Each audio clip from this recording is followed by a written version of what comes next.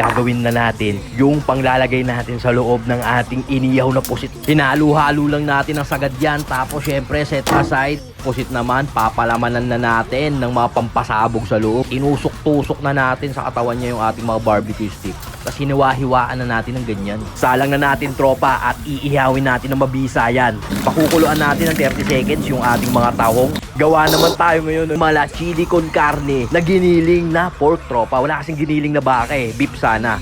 Gawa naman tayo ngayon ng legendary cheese sauce tropa. Halu-haluin lang natin maigi tropa hanggang sa tuluyan siyang lumapot. Separate na rin natin yung ating mga tahong. Papalamanan na natin yan ng ating mala chili con carne na giniling na pork. Sasalang natin yan sa 5 minutes sa 200 degrees boss. Ganyan kasolid yung baked tahong ni Tito Oti.